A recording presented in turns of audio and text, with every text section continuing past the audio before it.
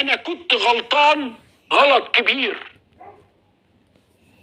اما تخيلت ان النادي الاهلي غير جدير بالدوري المصري. انا غلطان. وعلى فكرة النهاردة انا بقول لحضراتكم روقوا بالكم جدا، لا عايزين 3 نقط ولا عايزين اي حاجة. الاهلي خد الدوري، انتهى. ما هو انت كمان ما تبقاش ما بتعرفش تلعب وما عندكش لعيبه وما عندكش طموح وما عندكش محاوله وما عندكش اي حاجه، وبعدين جاي بتدور ازاي الاهلي يقع. لا، الاهلي ما بيقعش. شكل كده الاهلي ما بيقعش، احنا بس اللي بنقع، وبيراميدز بس هو اللي بيقع. يعني بيراميدز ده النهارده الهزيمه بتاعته من البنك الاهلي، الجون بتاع مدبولي. يعني انت بتقول ايه؟ انت بتقول ان دي فرق غير جديرة انها تاخد دوري. الاهلي هو اللي جدير، الاهلي هو اللي عنده الروح، الاهلي هو اللي عنده المحاولة على البطولة. انما احنا قاعدين مستنيين الاهلي يتكعبل، مستنيين الاهلي يقع، مستنيين الاهلي يتعادل، مش مستنيين ان احنا نكسب، مش مستنيين ان احنا نجيب لعيبه، مش مستنيين ان احنا نجيب مدرب كويس. مبروك للنادي الاهلي. وعندما يركب النادي الاهلي الدوري لا ينزل. انزل يا حبيبي عشان اخوك يركب شويه، ما بينزلش. انزل يا حبيبي علشان نطلع احنا ما بيطلعش. وعندما يعتني الاهلي الدوري هيفضل راكب الدوري لغايه السنه اللي بعد الجايه.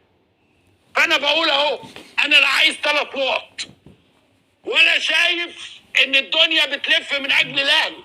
لا، الدنيا بتلف علشان تدي الاحسن.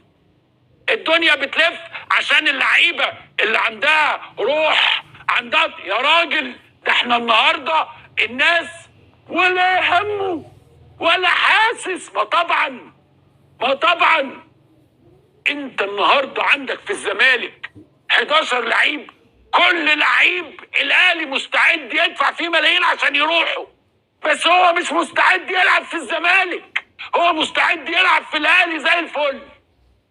يعني قول لي اسم اي لعيب في الزمالك النهارده، اغلبهم نمره 1، اغلبهم نمره 1. انما هو مش قادر، ما عندوش طموح، ما بيقبضش، المرتب ما بيجيش، الحياة مش حلوة، محدش فاضلهم. ده قدرنا ان احنا نشجع فريق التاني او التالت او الرابع او الخامس او الخاسر. فارجوكم انا بتنازل عن كل طلباتي ولا مستني ال3 نقط. ولو عايزين تعيدوا الماتش نعيده، ولو عايز وقال يقول لك ايه؟ يقول لك لا بقى احنا هنسيب الماتش البيراميدز عشان ياخد.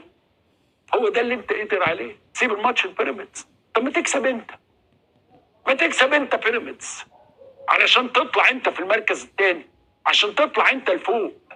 هو ده. احنا دلوقتي بنلعب لعب سلبي، اللي هو انا هسيب لهم الماتش، اللي هو انا هرفع قضيه، اللي هو انا هروح للكاس، انا هروح للكاف، انا هروح للكافيه. انما بجد بصراحه لا يستحق شيء، وبيراميدز لا يستحق شيء، والبنك الاهلي اجدع بنك فيك يا مصر، اجدع بنك فيك يا مصر. وهفتح حساب بالدولار كمان مش بالجنيه، وبالريال مش بالجنيه، وبالين الياباني كمان، في كل فروع البنك الاهلي.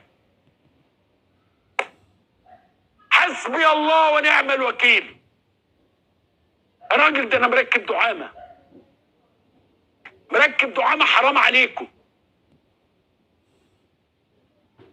مش عارف ده كان ابويا ولا امي ولا اخويا الكبير كان اهلاوي. هو ده اللي هو ما انا لازم اروح لدكتور، انا لازم اشوف ايه الحكايه. انما فيهم واحد كل الشقلباظات دي، كل الاحباطات دي، احباطات كلها فيهم واحد، بشكل واحد، بطريقه واحده، كله للاهلي. مفيش حاجه وهم قاعدين وهم قاعدين تعادل انت وتغلب انت. هو من امتى بيراميدز ده بيتغلب كذا ماتش ورا بعض؟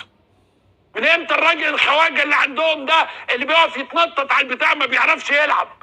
من امتى اللعيبه بتاعتهم تعبانه كده؟ احنا موجودين علشان نعمل الماتشات والاهلي ياخد الدوري. ما هو لازم تتلعب، ما هو الاهلي بس مش هياخد الدوري من غير ما تتلعب ماتشات. احنا موجودين نلعب الماتشات بس. بقى حضراتكم 3 نقط ادي، عيد الماتش ادي. وعلى فكره احنا مش مظلومين. اوعى تسمع حد زملكاوي يقول لك احنا مظلومين. احنا ظالمين. ده انت ظالم يا راجل، ده انت ظالم جمهور الزمالك كله. اما يبقى عندكم فريق يا بابا. فين رئيس مجلس اداره النادي؟ فين مجلس اداره النادي؟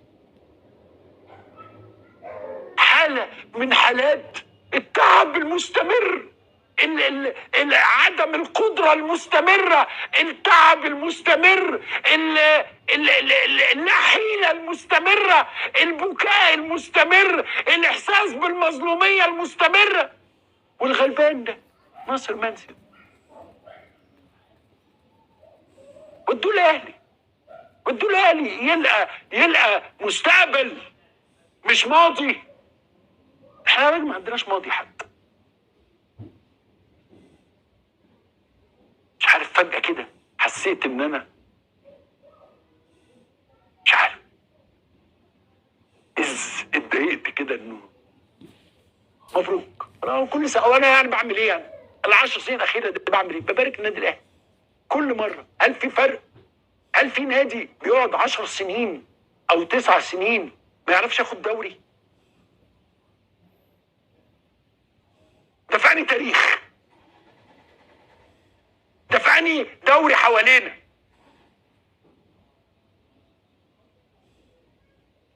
جالنا دلوقتي خبر مهم وجيد يعني، مصدر امني